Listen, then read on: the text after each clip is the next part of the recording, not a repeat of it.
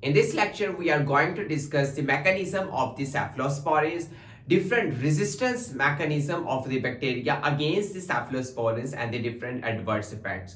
So let's get started. First of all, we will look at the mechanism of the cephalosporin. Basically, cephalosporins block the synthesis of the peptidoglycan, most important component of the bacterial cell wall. If there is no peptidoglycan, then there is no survival of the bacteria. That is actually the most important agent of the different diseases. Okay, so most important two components actually present in the peptidoglycan. First is the glycan chain and second is the peptide linkage. Okay, so if you see here, two branches of the glycan chain, 1 and the 2.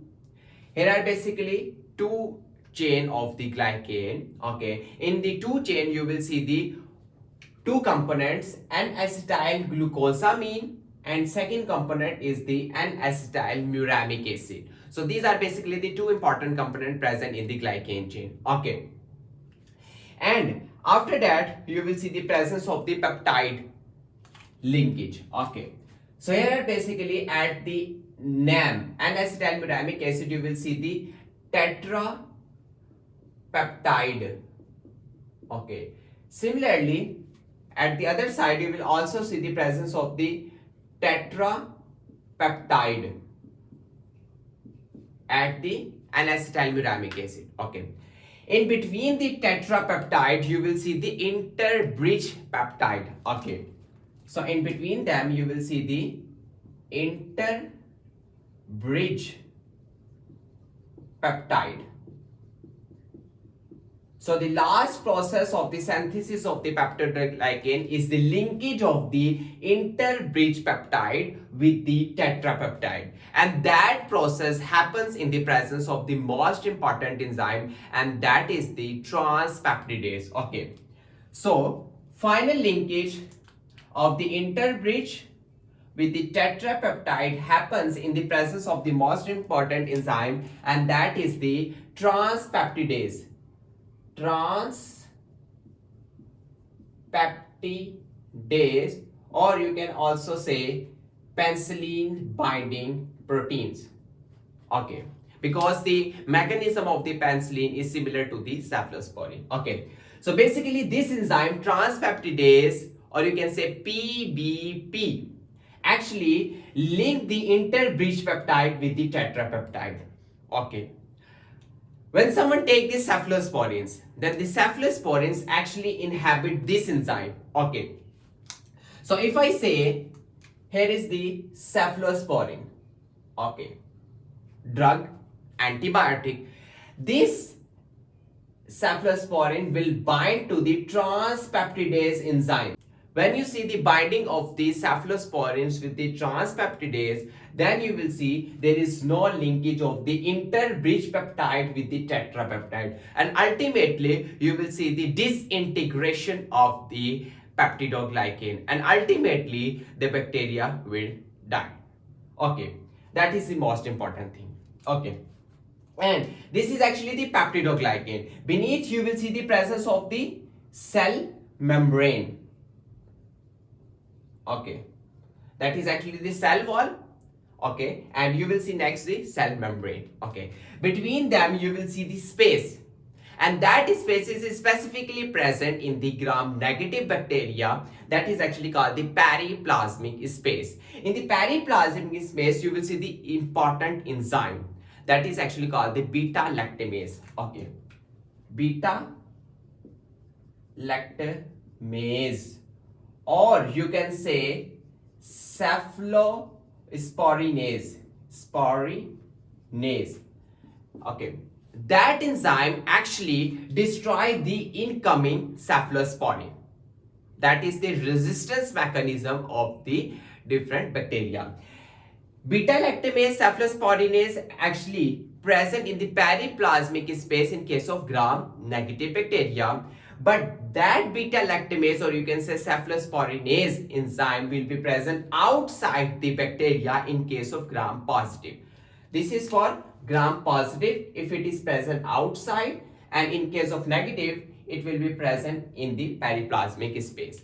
That is the enzyme that actually destroy the incoming cephalosporin. Okay, when you see the destruction of the cephalosporin, if this enzyme destroy the incoming cephalosporins, then what will happen? Then the transpeptidase enzyme can easily do its work. Okay, it means that in that case transpeptidase can easily link the interbridge peptide with the tetrapeptide, and ultimately you will see the survival of the bacteria. So two most important enzyme, that is the transpeptidase involved in the linkage, and the resistance mechanism will be the beta-lactamase cephalosporins, that actually work against the incoming cephalosporin. So that is the whole mechanism of the cephalosporin. Okay, if we discuss the resistance mechanism of the different bacteria, first is the permeability of the drug into the bacteria. So bacterial cell wall having difference in case of gram positive and the gram negative. So in case of gram positive bacteria, you will see the cell membrane, and then you will see the peptidoglycan, that is actually the cell wall. Okay, in case of gram negative, you will see the cell membrane, then you will see the peptidoglycan, and then you will see the outer membrane having the channels, that is actually called the porins. Okay, so in case of gram positive bacteria, cephalosporins will be in direct contact with the peptidoglycan. Okay, so it means that gram positive bacteria actually more susceptible in that case. Okay, in case of gram negative, you will see the outer membrane. So cephalosporin first of all have to cross the outer membrane, then it will reach towards the peptidoglycan where it will actually works. Okay, that's the most important thing. Second important thing, you will see porins. So most important bacteria type is Pseudomonas. Pseudomonas inhabits the entering of the cephalosporins through the porins channels. When there is no entrance of the cephalosporins through the porins, then there will be no action of the cephalosporins, and that most important happens in the Pseudomonas. Okay. Second, you will see the efflux pumps. Okay, so certain bacteria have the efflux pumps. Here is the bacteria, and these bacteria have the pumps. When the drugs enter into the bacteria, after that, that drug can be released from the bacteria through the efflux pump. When there is no drug actually present inside the bacteria, then there will be no action, and that mostly happens in case of the Klebsiella pneumoniae. Okay, that is actually the permeability. This is how bacteria develop resistance against the different antibiotics. Okay, for its survival. Next is the beta-lactamase, as we have discussed. Beta-lactamase, or you can say cephalosporinase, that actually destroy the cephalosporins. So as we know that the beta-lactamase is actually protein. So the message comes from the DNA, that can be chromosomal DNA, or you can say the plasmid. From the DNA you will see the synthesis of the messenger RNA. From the messenger RNA you will see the synthesis of the proteins, and the beta-lactamase is actually a proteins. Beta-lactamase is actually a proteins or enzyme. Okay, beta-lactamase, or you can say cephalosporinase, because cephalosporins is actually a beta-lactam drug having beta-lactam ring. Next is the penicillin-binding protein, or you can say transpeptidase. Okay, so actually cephalosporins bind to the transpeptidase. If the bacteria develop mutation in the transpeptidase, then the cephalosporins can't bind to this enzyme. Okay, that actually alteration or modification happens in the DNA. Okay, so as we know that the DNA form the messenger RNA. From the messenger RNA you will see the synthesis of the proteins, and the penicillin binding protein, or you can say transpeptidase, is actually a protein. So if you see the alteration in the DNA or mutation in the DNA, then you will see the modifications of the penicillin binding protein, or you can say transpeptidase. When there is modification of the transpeptidase, then there is reduce interactions of the cephalosporin with the transpeptidase. So ultimately transpeptidase can do work easily. Next is the adverse effect. So most important adverse effect related to the cephalosporin is the allergic reaction. Okay, so in case of adverse effect, that will be the allergic reaction in case of cephalosporin. So most important concept which you have to remember is the cross reactivity. Okay, most important, that is the cross reactivity between the penicillin and the cephalosporin,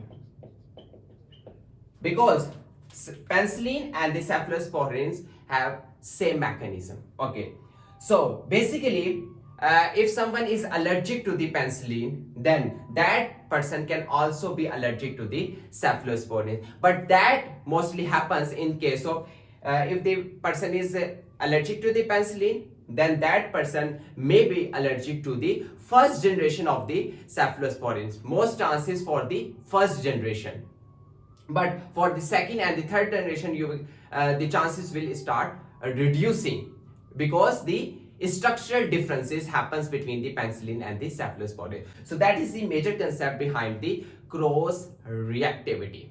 Next is the nephrotoxicity. If the patient is taking amino glycoside along with the cephalosporin, then the nephrotoxicity of the amino glycoside can be enhanced along with the cephalosporins. So that is the most important concept. Nephrotoxicity enhanced by taking the cephalosporin along with the amino glycoside. Next, you will see the certain cephalosporins like cephalosporin actually causes two most important things: hyperprothrombemia, that is the one thing, hypoprothrombemia, low level of the prothrombin, that is the most important component of the coagulation. If there is low prothrombin, then there is reduced coagulation process. Okay, in case of certain cephalosporin like cephalosporin. And you can also see the disulfiram like reaction by taking the certain cephalosporin. So basically disulfiram like reactions like the nausea, vomiting and the dizziness. Disulfiram reaction happens when someone drink the alcohol by taking the disulfiram drug. So ultimately you will see the certain reaction that is called the disulfiram reaction. So that reaction similarly happens by taking the cephalosporin as well. So this is all about the mechanism, resistance and the adverse effects of the cephalosporin. If you still have any question, you may ask in the comment section. Thank you so much.